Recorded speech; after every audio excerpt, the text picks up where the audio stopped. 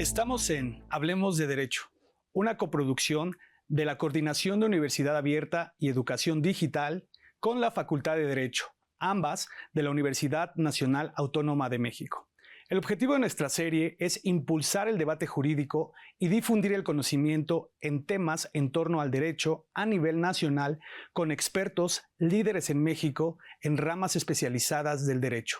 El día de hoy platicaremos de feminismo en México y paridad de género. Tenemos a una invitada especial, María Fernanda González Betancourt, quien se desempeña como abogada mercantilista desde hace más de 15 años. Actualmente trabaja en Castañón Solorio Abogados y, además de ello, es activista en México en materia de feminismo. Participa en varios colectivos y ha participado en diversas iniciativas de ley. Actualmente está participando para tener equidad de género en conciertos masivos y apoya al tema de la maternidad subrogada. María Fernanda, bienvenida. Hola Gerardo, muchas gracias por invitarme. ¿Cómo estás? Este es tu espacio, estamos muy bien. Vamos, antes de platicar, rápidamente a ver esta cápsula.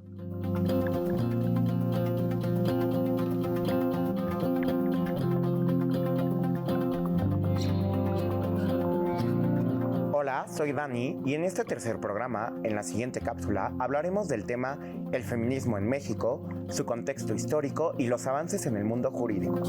El movimiento feminista en México ha recorrido un largo y complejo camino desde sus inicios en el siglo XIX, marcando una evolución significativa en la lucha por la igualdad de derechos y el reconocimiento de las mujeres. Desde los primeros esfuerzos por abrir las puertas de la educación a las mujeres en un contexto dominado por normas patriarcales, hasta las demandas contemporáneas de justicia y equidad, el feminismo mexicano ha sido un motor crucial en la transformación social del país. En los primeros años del siglo XX, el movimiento comenzó a tomar forma con la organización de congresos y la formación de asociaciones que abogaban por el derecho al voto y la participación activa de las mujeres en la vida política y social. La década de 1930 representó un periodo de avances, aunque limitados, con la inclusión de las mujeres en la política local y la eventual obtención del derecho al voto en elecciones federales en 1953. La segunda ola del feminismo en las décadas de 1960 y 1970 trajo consigo una renovada energía, alimentada por el movimiento estudiantil y el surgimiento de grupos feministas que demandaban una liberación integral. Las décadas siguientes vieron una diversificación y expansión del movimiento, abordando temas cruciales como los derechos reproductivos y la violencia de género. Hoy en día, el feminismo en México sigue siendo una fuerza vital para el cambio social, desafiando las estructuras patriarcales y abogando por un futuro en el que todas las mujeres puedan vivir sin violencia y con igualdad de oportunidades. A través de sus luchas y logros, el movimiento feminista ha demostrado ser una piedra angular en la construcción de una sociedad más justa y equitativa.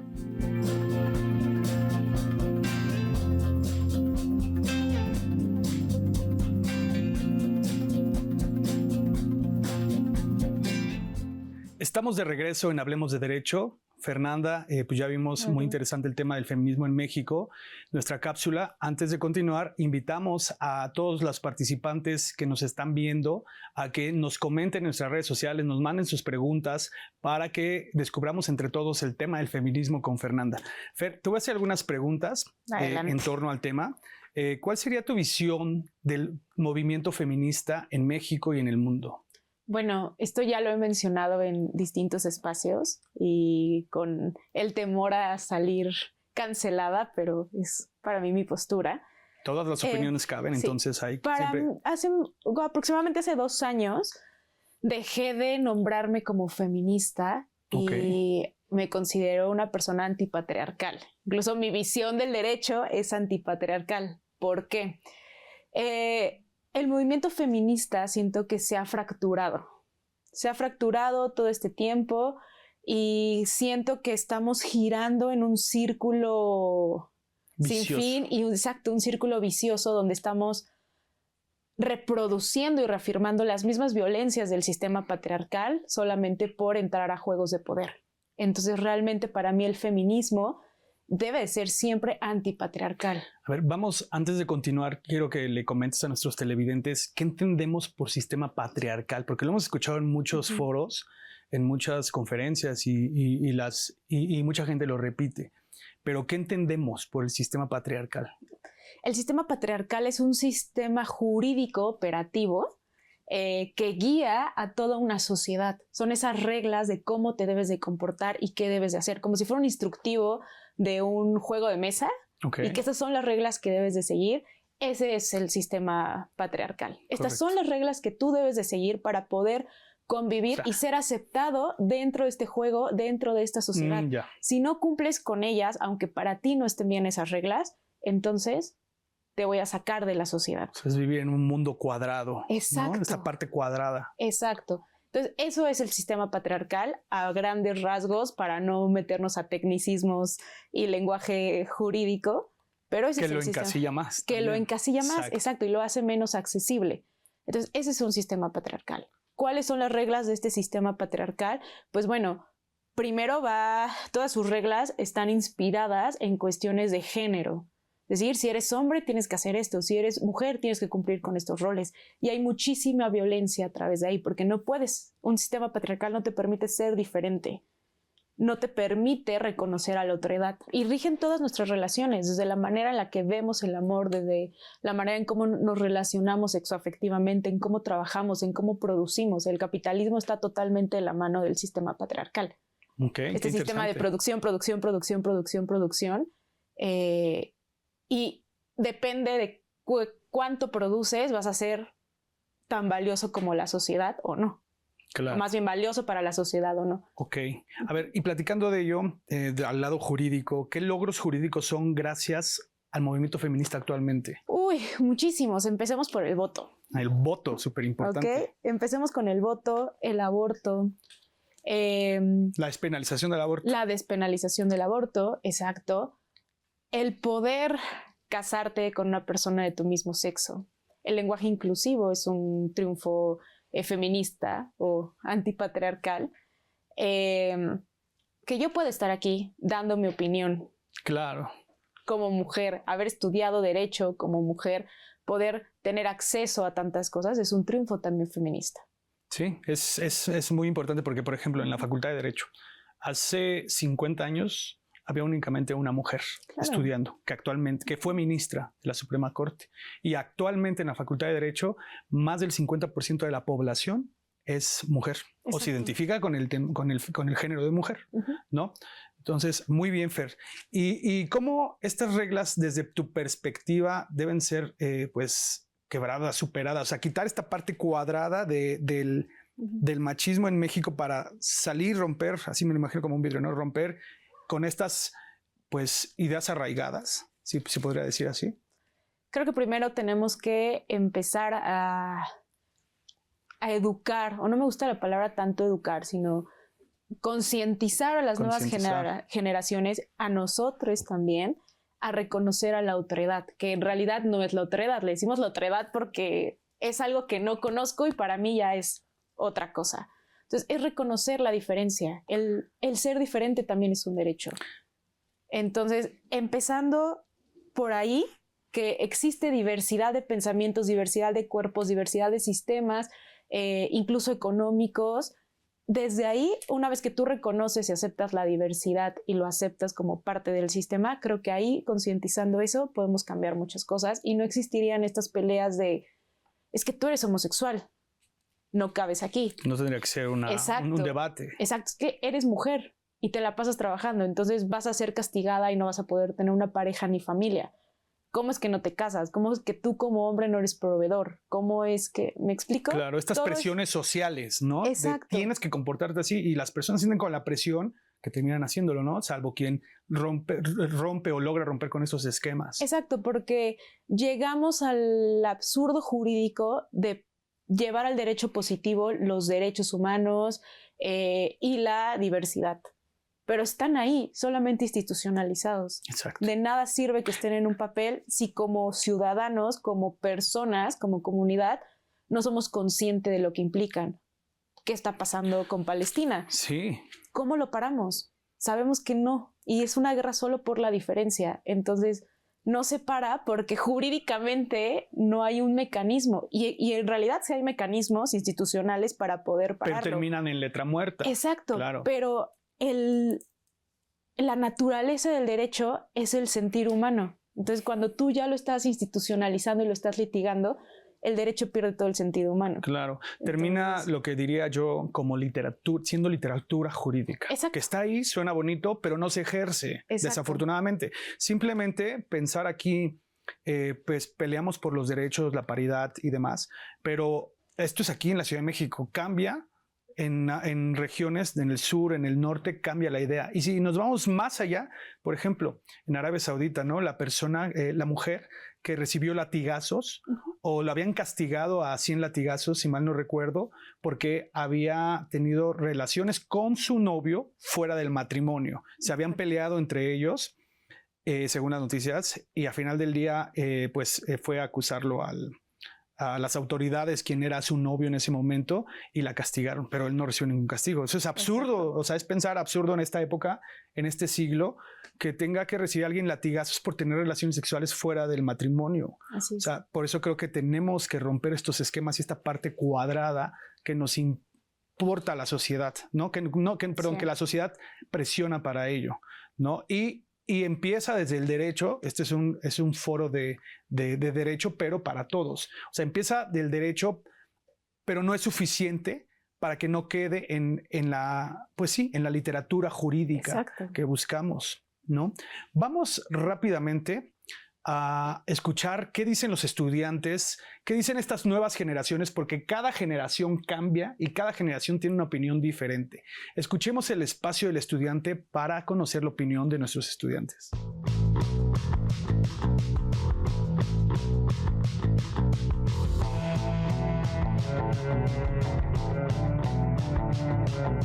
Hola, mi nombre es Leslie Morales y nos encontramos en el espacio del estudiante. El día de hoy platicaremos con Isabel. ¿Cómo evalúas el impacto de las políticas de igualdad de género en la práctica legal y la percepción social del feminismo? Mira, de manera yo creo que pausada pero concreta hemos logrado avanzar hacia la implementación de las políticas de igualdad de género, y eso se ha logrado gracias al trabajo en conjunto de las alumnas, de las catedráticas, investigadoras, incluso las impartidoras de justicia. En ese sentido, yo creo que aun cuando el tema aún es desconocido en sus aspectos y también en sus características, podemos hacer un llamado a la sociedad, porque como comunidad debemos seguir trabajando para darle difusión a ese tema tan trascendental y tan importante, porque no debemos olvidar que es una lucha colectiva y no solo de algunas personas. Muchas gracias. Ahora nos encontramos con Saraí. ¿Qué medidas consideras que deberían de tomarse para asegurar que las leyes de igualdad de género sean aplicadas de manera justa y equitativa? Claro, en un primer momento me gustaría rescatar que para tener estas leyes que salvaguarden la equidad de género, tendremos que tener una legislación clara, que no tenga lagunas. Es por ello que en un primer momento nuestro legislador nos tendrá que ayudar a una redacción perfecta que involucre esta equidad de género.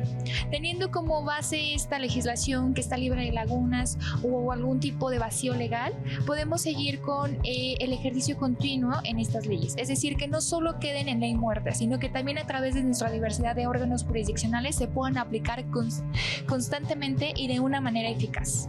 También me gustaría mencionar que no tenemos que inclinarlas a un solo sexo, es decir, que no solo tenga una redacción encaminada hacia el sexo femenino o masculino, sino que más bien sean involucrados ambos sexos de manera igual y que puedan ejercerse libremente.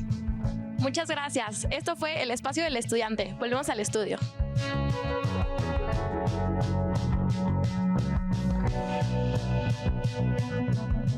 Estamos de regreso en Hablemos de Derecho.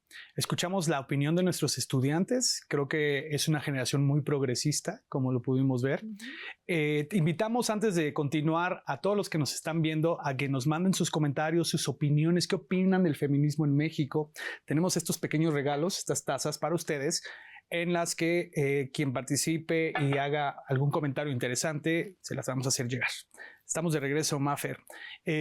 Tocaste hace un momento un tema, dijiste un tema interesante, ¿no? Que da para mucho, una plática y todo un programa. Dijiste, es que todes tenemos derecho, todes, ¿sí? Ya no dijiste todas, todos, ¿no? Como nosotros lo entendemos actualmente es todos y engloba el género, ¿no? Pero dijiste todes. Creo que esto es algo muy progresista, muy reciente, que no sé si nace del feminismo.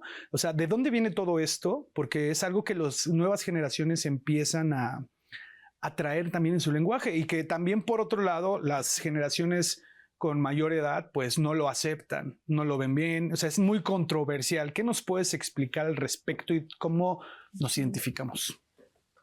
Bueno, hablando de los triunfos del feminismo, creo que esto es uno de ellos, el poder reconocer a la otra, otro, y respetar la identidad. ¿Por qué es importante el lenguaje inclusivo? Precisamente por eso, porque estoy reconociendo a la otra persona que está frente de mí y reconociendo su identidad, porque es un derecho a ser diferente. Entonces quizá yo no lo entiendo. Pues decir, bueno, pero pues que a mí me han enseñado que solo hay hombre y mujer en sexo. Eso es indiscutible, pero en género es femenino y masculino, y depende de lo que sea, tengo que cumplir ciertos roles. Pero hay personas que no se identifican ni con uno ni con otro. Entonces, es ya cuando entra, bueno, es que si yo no me identifico con este y con este, ¿dónde entro yo? Claro. Y el género entonces lo tenemos que entender como diferente al sexo. Exacto. O sea, el sexo con el que nacemos. Exacto. El sexo es el biológico. Correcto. ¿Ok? Es que ahí es la confusión de la sociedad, creo. Exacto. O la mía. El género es este juego de roles que juegas en la sociedad y cómo te estás identificando. Ok, mi sexo es masculino y mi género tiene que ser también masculino. Entonces debo de vestirme de tal manera, debo de cumplir con estas reglas, debo de ser proveedor, debo de ser así, tal. Con una mujer pasa lo mismo, pero muchas personas no se identifican de esa manera. Entonces el lenguaje inclusivo es necesario para reconocer el derecho a la diferencia de la otra persona que está enfrente, porque si no sería invisibilizarlo. Ya. Y hay un filósofo que me gusta mucho, justo derecho, que es John Austin, y John Austin dice, las palabras crean realidades, pero también reconoce realidades. Entonces, el nombrar, estoy reconociendo a esas personas que históricamente han sido excluidas de la sociedad y obviamente han sido violentadas. ¿Y la RAE ya lo reconoce? Y la RAE ya lo reconoce. Fue una pelea y aunque no lo reconozca la RAE, o sea, no necesitamos... Exacto. Los derechos no se otorgan. Exacto. Se reconoce. Exacto. Correcto. No necesito que la RAE reconozca mi existencia. Claro. La sociedad es quien lo debe de reconocer. Claro, y hay muchas personas que actualmente se identifican sin un género, ¿no? Exacto. Por ejemplo, si podemos pensar en alguien famoso, la actriz de Game of Thrones, quien hace Rhaenyra Targaryen, no recuerdo cómo se llama, ella se identifica, bueno, en inglés It, ¿no? Como It, como ella. Ella. En México tenemos otro caso, ¿no? Por ejemplo, el del magistrade. Muy bien, Fer. A ver, tengo otras preguntas para ti. Hablemos, a ver, ¿hay diferencia entre cuota y paridad? Sí. Cuota es un simple porcentaje, es un simple número. Okay. Ahorita actualmente cuando sale este tema en política que se debe cumplir con la cuota de género, que le ponen paridad, pero en realidad paridad no es, sino que están diciendo hay que cumplir con cuota de género. Somos tantas personas aquí, de estas tantas personas debe de ser 50 hombres y 50 mujeres, o de esos 50 diversidad sexogenérica. Pero es un simple número, o sea, me vas a incluir solo para cumplir con una cuota, con un número, un porcentaje, pero no tengo esa, o sea, no me estás abriendo las puertas para realmente poder desarrollarme y poder aspirar a más. O sea que estamos legislando mal. Estamos empezando mal. Paridad habla de crear políticas públicas donde puedas concientizar a la sociedad y al entorno donde te estás desenvolviendo para que se te permitan las mismas oportunidades y puedas abrirte camino y desarrollarte personalmente y profesionalmente. Okay. Eso sí, como de, ok, vas a estar aquí, pero vas a tener las mismas oportunidades que los hombres. Ok, correcto. Entonces, eso es paridad y la cuota, pues en realidad es un simple número. Ok, y en ese sentido, ¿qué implica juzgar con perspectiva de género? Juzgar con perspectiva de género es como si me pusiera unos lentes y voy a poder ver una lupa. Y voy a poder ver todos los detalles de la situación en concreto. Lo voy a dar con un ejemplo para irlo aterrizando. Supongamos que llegan a un juzgado familiar un padre donde está demandando la pérdida y custodia de sus hijos a la madre porque pues la madre es sexualmente activa y no sé, le gusta tomarse fotos desnuda, etcétera, y ellos antes eran una pareja swinger, ¿ok? Y el padre dice, yo quiero que tenga la pérdida de la patria potestad de mis hijos porque su manera de llevar su sexualidad no la hace una buena madre. Entonces ahí entra el tengo que juzgar con perspectiva de género y ver todos los prejuicios que existen y todas las violencias que existen en este panorama para realmente saber juzgar. Si no existiera la perspectiva de género, el juez, que normalmente es un hombre, va a decir, exacto, es una mala madre porque no está en su casa, porque está ejerciendo su sexualidad y eso la hace una mala madre. No va a ser apto, exacto, no va a ser me comporto apta, como la sociedad dice. Exacto, no va a ser apta para ser madre. Pero cuando juzgas con perspectiva de género, tienes que ver cada detalle de la situación en concreto para decir, ok, aquí hay un perjuicio de género, aquí existe violencia, aquí hay cualquier tipo de violencia. Cosas que no son relevantes para ejercer la maternidad. Exacto. Entonces vas a tener que separar tú como juzgador, juzgadora, juzgadore. Ok, sí ejerce su sexualidad, pero realmente hasta dónde está afectando a sus hijos. No los está afectando. El que ejerza su sexualidad no implica que sea una mala madre. Claro. Entonces, juzgo desde esa perspectiva y hay todo un protocolo para juzgar de perspectiva de género. Lo tiene la Suprema Corte en su página, pero también hay jurisprudencias donde explican a detalle cuáles son los pasos. Tienes que analizar los hechos, tienes que pedir más pruebas o tú analizar muy bien las pruebas para ver dónde sale algún detallito que tenga que ver sobre todo con prejuicios y violencia. Y así lo vas juzgando y es paso a paso para poder llegar a una conclusión. Muy interesante, Fer. Sí. Vamos rápido a una pausa y regresamos. Estamos en Hablemos de Derecho.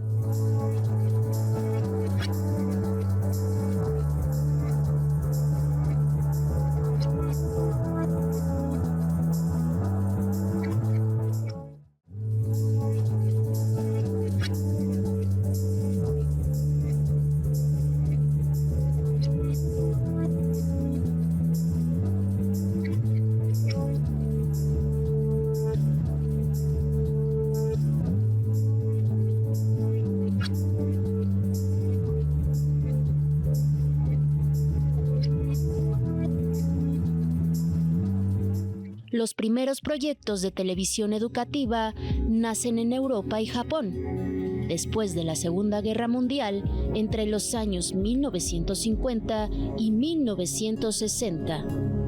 La televisión educativa se pensó entonces como una herramienta para mejorar la escolarización tras el periodo de la posguerra. Esta ha sido una herramienta fundamental para la difusión del conocimiento y cultura en todo el mundo. Entre los grandes referentes tenemos la BBC de Londres, que se destaca por sus programas educativos de alta calidad, además de la imparcialidad de sus contenidos de diversa índole. Otros canales como el Discovery Channel, el canal ruso RT, Animal Planet, National Geographic, History Channel son referencia en el panorama de televisión educativa. Otro canal, la Deutsche Welle, de Alemania, ha logrado un impacto global gracias a programas educativos en varios idiomas que tratan temas importantes desde un enfoque científico, como el medio ambiente y la sustentabilidad.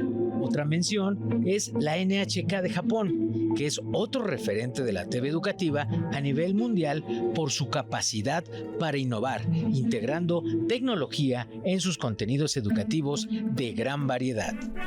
Los canales especializados en televisión formal continúan, pero cada vez se van especializando, van constituyendo señales exclusivamente dedicadas a la educación formal y son canales que van a adquiriendo ciertas características. En este contexto, México ha seguido estos pasos con la creación de la telesecundaria que sirvió de modelo para toda América Latina, para posteriormente originar la red de televisión educativa conformada por instituciones públicas y educativas como la red EduSat, Canal 11, Canal 22, TV UNAM y el Sistema Público de Radiodifusión del Estado Mexicano, SPR, entre algunos otros, que tienen como objetivo llevar la educación a todos los rincones del país. Desde su inicio, esta iniciativa ha trabajado para acercar contenidos educativos a comunidades alejadas, usando la televisión como una forma de mejorar la educación y reducir la brecha en el acceso al conocimiento. Así, México se suma a la misión global de utilizar la televisión como medio fundamental para la educación. Estamos de regreso en Hablemos de Derecho. Estamos hablando de un tema muy importante, del feminismo, el género y diversos subtemas que derivan de todo el movimiento feminista que se ha dado en México y en el mundo.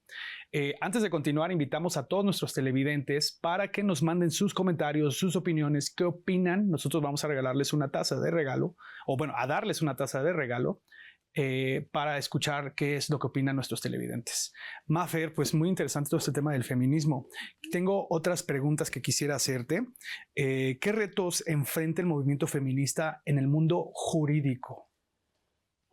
Creo que el principal reto, y no solo sí en el jurídico, pero creo que abarca mucho más, es la violencia simbólica en la que nos desenvolvemos. ¿Qué es la violencia simbólica?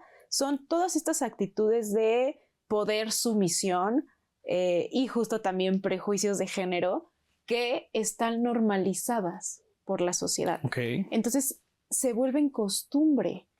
Claro. ¿No? Por ejemplo, si estas alianzas, por ejemplo, que se pueden llegar a hacer en algún lugar, en un área de trabajo, en una institución, o vamos a ponerlo dentro del poder judicial, yo te apoyé para llegar ahí, porque en realidad en el Poder Judicial está lleno de política. Entonces, yo te llevo ahí y tienes que cumplir con lo que yo te digo, ¿no? Y normalmente es hombre, mujer o alguna otra diversidad y tienes que cumplir con lo que yo te digo, porque si no cumples con mi alianza, entonces te voy a cerrar las puertas aquí y allá.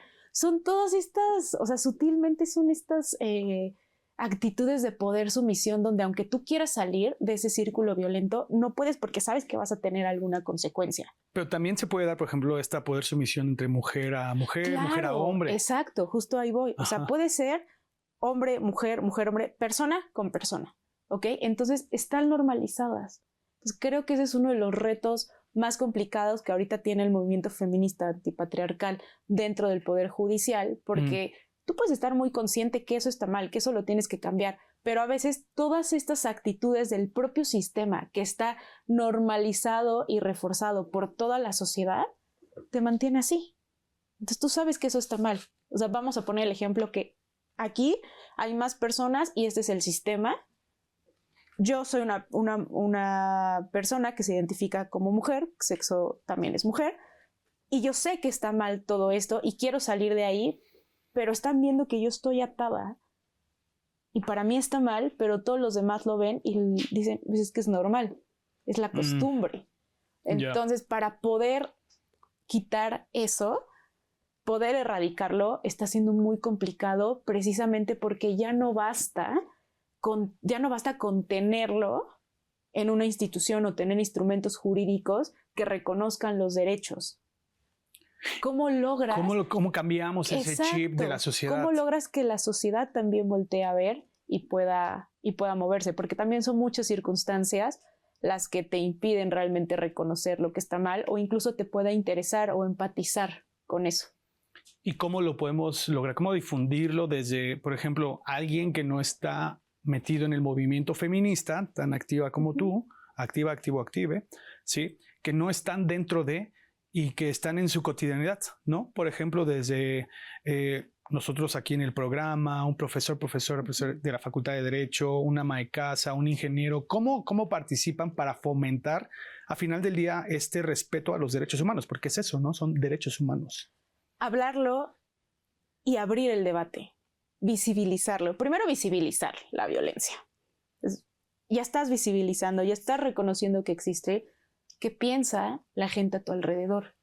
Y si hay alguien, por ejemplo, a mí me pasa mucho como de, ay, ¿cómo que hablas con el lenguaje inclusivo? Bla? O sea, en el mundo jurídico y más como litigante, ¿cómo te diriges a juece o jueza si siempre la tradición es ponerse juez? Sí. Entonces ahí es cuando entras al debate y lo empiezas a comentar y demás. Incluso es muy raro ver en las demandas que digan si es mujer, si es jueza. Exacto, que jueza. se dirijan con... Exacto. Dicen juez, a la H, juez. Sí, y usar el lenguaje inclusivo. Entonces no solamente es, lo tengo en mi cabeza, lo tengo racionalizado, sé que existe, ok, llevémoslo a la práctica. Y para los demás, sigamos difundiendo el tema, sigamos practicándolo, sigamos abriendo el debate, pero también creo que tenemos que presionar desde nuestra situación de privilegio y de cierta manera de poder para impulsar políticas públicas que justo el objetivo sea concientizar a toda la sociedad y empatizar con eso. O sea, realmente hacer los derechos humanos humanos. Ya. O sea, humanizar a la sociedad. Y escuchando esto es como de visibilizar cosas que no se ven. Exacto. O sea, hablamos de micromachismo. Sí, no me gusta hablar de micromachismo porque para mí no existe el micromachismo, es macromachismo. O sea, todo es grande. Ok. Porque el tú decir es micromachismo, lo estás minimizando y lo estás de cierta manera justificando. Exacto. De está mal tu actitud, pero bueno, no es tan grave porque es micromachismo. No, ese micromachismo ha generado grandes cosas. ¿Ok? Entonces sí es importante que hablemos de machismo y no micromachismos. Correcto. Entonces, el justo decir, oye, esto que estás haciendo está mal, oye, no te expreses así de esta persona. No me siento cómodo contigo escuchando expresarte así de alguien. Claro. Y le vas poniendo límites a la persona. Y poder en nuestro entorno, poder agarrar la carita a las personas y que volteen al otro lado y decir, este es tu lugar y estás en una situación de privilegio donde quizá no existe la discriminación por cuestiones de género, o da igual si me identifico como mujer, hombre, trans, no binaria, no es un tema, pero voltea a ver y sí existe. Entonces, que tú en tu entorno privilegiado... Que no exista, quiere decir que no, exactamente, es un tema de sea un tema, no quiere decir que el otro lado no exista y que no esté muriendo gente por eso. Entonces, claro. Por eso es muy necesario seguir nombrando para que las cosas se sigan visibilizando. Claro, tienes un punto. Muy bien, pues vamos a una entrevista, vamos a escuchar a una de nuestras especialistas en materia de feminismo y género en México. Estamos en Hablemos de Derecho.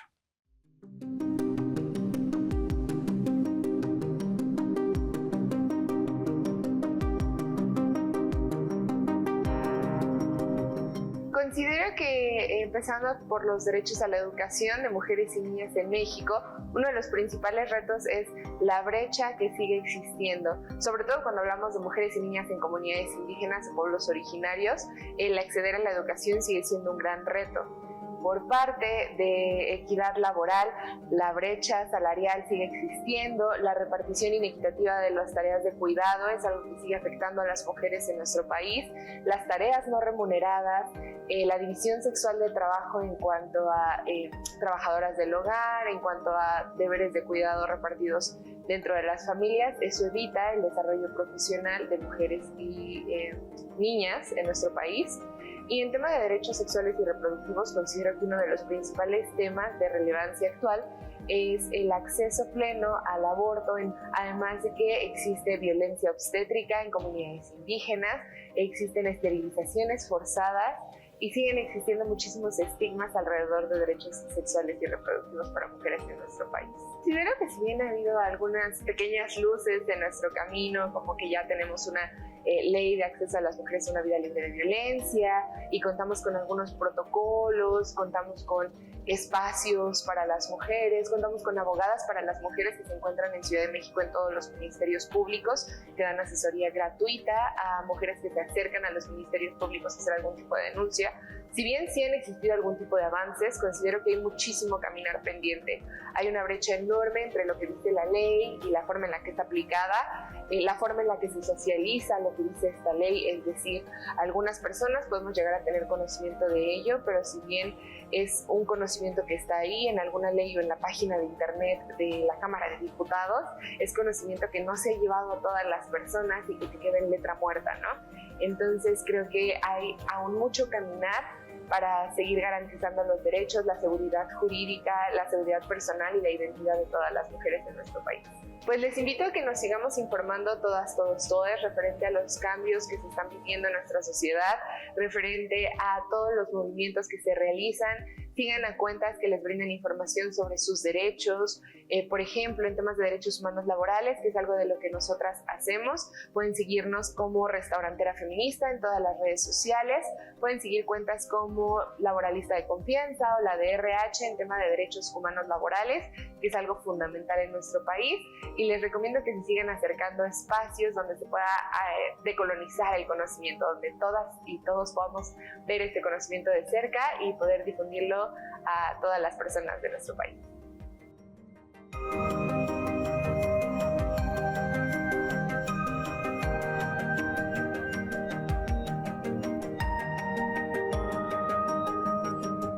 Estamos de regreso en Hablemos de Derecho, hablando de feminismo con Mafer. Mafer, tengo una pregunta. Estamos en el tema jurídico. Hay un tema ahorita muy controversial, muy polémico que tú sabes, la reforma al Poder Judicial. Sí. ¿Cómo esta reforma, como viene ahorita, o sea, con tantas ideas que se han dado, cómo podría afectar al movimiento feminista? No se están abriendo debates. ¿Afectar o fortalecer? Danos tu opinión. Creo que la puede afectar porque no se está abriendo el debate ni se están otorgando asientos para que mujeres y disidencias sexogenéricas puedan, o personas feministas o con una visión antipatriarcal del derecho puedan sentarse y puedan debatir y puedan aportar su perspectiva para la reforma judicial. ¿Qué implica esto? Pues que vamos a tener un retroceso en cómo se va a juzgar. No solo necesitamos tener un protocolo de cómo juzgar con perspectiva de género, necesitamos que las personas que estén juzgando tengan esta visión de perspectiva de género y antipatriarcal del derecho para realmente poder juzgar y llegar a cierta justicia social, si así lo quieres ver en cada litigio, y humanizarlo también. Pero tengo una pregunta, a ver, ¿no sería como encuadrar un poquito, si te entendí así, a lo mejor es mi error, como decirles cómo juzgar con perspectiva de género? ¿No sería, o sea, como un manual o con clases? Es que juzgar con perspectiva de género es un método jurídico para poder llegar, digamos que son como la premisa mayor, menor y la conclusión. Correcto. ¿Por qué? Pues porque sí tienes que darte cuenta de muchas cosas. Entonces, juzgar con perspectiva de género es una metodología para el juzgador, juzgadora, juzgadore. No creo que sería encuadrar, pero sí necesitamos que nuestros juzgadores, juzgadoras, juzgadores tengan no nada más el tener la metodología bien estructurada en su cabeza, que tengan este sentimiento humanitario al momento de juzgar. Sí hay una línea muy delgada en donde no pueden meter ciertas cosas porque ya se estaría viciando el procedimiento, pero sí no perder el lado humano siempre del asunto. Ok, ¿y esta metodología cómo se conseguiría? Existe ya un protocolo de la Suprema Corte. Ok. Y existe también jurisprudencia que te lo explica y demás, pero sí necesitamos que tengan más cursos para que lo puedan hacer. Ahora, otro riesgo que tiene la reforma es justo el tema de paridad de género. Sí hay un avance, sí hay más juzgadoras mujeres y disidencias sexogenéricas, pero siguen siendo las menos. Entonces sí, paridad significa 50 y 50. Debemos de crear un equilibrio dentro del Poder Judicial. Está muy sonado ahorita el cómo están silenciando incluso a la presidenta de la Suprema Corte para estos temas y no la quieren incluir tal cual en la reforma judicial y se la quieren llevar a juicio político y demás. Entonces creo que sí podemos tener un retroceso y sí puede estar en peligro el sistema feminista, si así lo quieres ver, si no incluimos en los debates esta perspectiva. Correcto. Muy interesante. Acabas de tocar una palabra que no es muy conocida, por lo menos para mí, sexogenérica. Aparte de querer saber un poquito más lo que significa, quisiera preguntarte, porque muchas veces se vuelve un tema de juego de lenguaje. Por ejemplo, yo cuando estoy dando clases, las nuevas generaciones son muy progresistas. Entonces, de repente a lo mejor yo estoy acostumbrado o predispuesto, porque así me enseñó la sociedad, que se dice esta palabra, cuando a lo mejor es otra palabra actualmente para evitar, por ejemplo, ofensas, ¿no? Que creo que está bien que nos vayamos, pues no sé si lo queremos decir, que vayamos, no sé si educándonos, pero sí conociendo más para respetar que el lenguaje se utilice a lo mejor de manera correcta. O sea, creo que a veces es un poco complicado, ¿no? Pero, ¿qué nos puedes recomendar al respecto? Si te entendí bien, quieres aprender a cómo me tengo que dirigir Expresar, a las personas, sí, cómo me expreso. sí, para respetar sus derechos humanos, Claro. desde un lado humanístico. Primero pregunta. No Ok. demos, justo quitémonos ese llegar y hola a todos y todas. Ujú. Ajá, y si hay alguien que no se identifique y es Ok. como hombre o como mujer y realmente se identifica como no binaria, binaria, es pregunta, ¿hay alguien aquí que se identifique con otra identidad de género? Ok. Para poder dirigirme, o cuáles son sus pronombres. A veces ahorita ya De es, manera que se sienta hola, cómodo. ajá, hola Gerardo, ¿cómo te llamas? Digo, hola Gerardo, ¿cómo estás? Oye, ¿tienes algún pronombre? O hola, ¿cómo te llamas? ¿Tienes algún pronombre? Sí, Y ya como el te típico dirán de, me él, gusta. ella. Exacto. Ajá, pero siempre Exacto. pregunta, no demos por hecho de, es mujer, entonces es ella. Es como, por ejemplo, si me preguntan, ¿cómo te digo? Gerardo, Gera, Jerry, como tú quieras. A mí me dicen Exacto. diferente. A lo mejor alguien dice, no, pues Gerardo nada más. Pero ¿no? te pregunto. Ok. Entonces siempre hay que preguntar antes. Y se vale decir, no conozco esto, no lo entiendo, se vale no saber las cosas. Y se vale equivocarse Y se también, vale equivocarse, ¿no? Para que no nos exacto. crucifiquen. Se vale equivocarse siempre y cuando no estés violentando a la otra persona. Ok, exactamente. Entonces es la línea también muy delgada, pero se vale decir, la regué, explícame cómo lo tengo que hacer. También de nuestro lado es al primer error, estoy yo en contra. Primer error y me voy en contra de ti, ya eres un violentador. No. Ese es el radicalismo que no. Exacto, no, así no son las cosas y ya te explico y demás. Si ya después de eso no lo se entiendes. polarizan las cosas y la idea Exacto. no es polarizarlo, sino incluirnos todos. Es un tema de Exacto. derechos humanos al final del día. Y al final el movimiento antipatriarcal nos incluye a todos, todas, todes como sociedad. Claro, No, claro. no es exclusivo para mujeres y claro. Es un tema que de esto totalmente de derechos humanos. Todo el tema, por ejemplo, el respetar a alguien que se le diga, que le diga que es todes, ¿no? Que es ella. O sea, es a final de un tema de derechos humanos, porque los derechos humanos para nuestros televidentes, o sea, tienen que ser respetados, tienen que ser fomentados. Y hasta dónde llegan los derechos humanos, mucha gente pregunta. Pues el derecho humano llega simplemente con que no transgreda un derecho de una persona, ¿no? A nosotros no nos transgrede como sociedad el que alguien se identifique sin género, ¿no? Entonces es donde nosotros tenemos que respetar. ¿Por qué me va a mí a molestar si un hombre que se considera a lo mejor hombre o a lo mejor no, use falda? O una mujer, ¿no? O sea, por ejemplo, yo veo tus tatuajes que me encantan, por Gracias. cierto. Ahí tienes un colibrí. Sí, es nuevo este. Y antes, por ejemplo, pues en el mundo, tú eres abogada y una excelente abogada. Impensable que yo me parara en la facultad así. En la facultad, en un juzgado, y ahora esto está cambiando a final del día. Entonces es un tema de respeto a los derechos humanos, no fomento. ¿Hasta dónde llega? Hasta el límite es siempre y cuando no transgredas, ¿no? ¿O tú qué opinas al respecto? Sí, totalmente. Hay muchas teorías feministas que hablan sobre el amor y la empatía como solución para todo este sistema de violencia.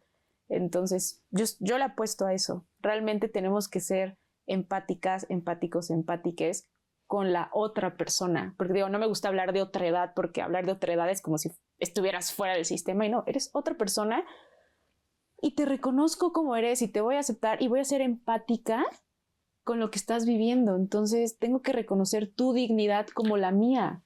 Entonces yo creo que a partir de movernos de esa manera, que para mí es la concientización, podemos humanizar a los derechos humanos. Correcto. ¿Y qué pasa rápidamente con estos 2 minutos que nos quedan? Por ejemplo, las personas de mayor edad, que ya tienen un pensamiento arraigado, que no es negativo que tengan un pensamiento tampoco arraigado, porque crecieron así, porque están en otra sociedad, en un lugar donde no hay tanto progresismo, y que no acepte. ¿Qué pasa ahí? También tenemos nosotros que tolerarlos desde nuestra perspectiva, ¿no? Sí, más que tolerar es aceptar. Aceptar, exacto. Tolerar igual es como de te tolero e implica cierta violencia. Exactamente, ese es el tipo de lenguaje en el que nosotros tenemos que aprender. Por ejemplo, justo es ese límite de, a ver, ¿tú no estás de acuerdo con esto? ¿No estás de acuerdo con el lenguaje inclusivo? Ok, pero cuando llega alguien y te pide que te expreses como, te dirijas a ella como ella, lo haces, sí, aunque no lo entiendes. Ok, entonces en realidad si tu opinión...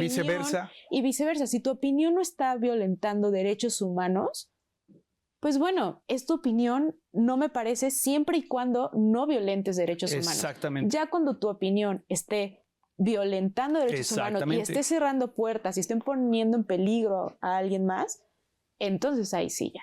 Pero si tu opinión no está transgrediendo un derecho, yo también tengo que reconocer que no me gusta tu opinión, pero la voy a aceptar. Exactamente, ese es el juego de palabras del que me refería, justamente. Pues es un tema totalmente de derechos humanos a final del día. Es un tema muy interesante. Mafer, pues muchas gracias por venir a nuestro programa. Ha sido un placer. Aprendí yo en lo personal muchísimo, muchísimo. Y espero que nuestros televidentes también hayan aprendido mucho. Estamos en Hablemos de Derecho, una coproducción de la Coordinación de Universidad Abierta y Educación Digital con la Facultad de Derecho, ambas de la Universidad Nacional Autónoma de México. Nos vemos hasta el próximo capítulo.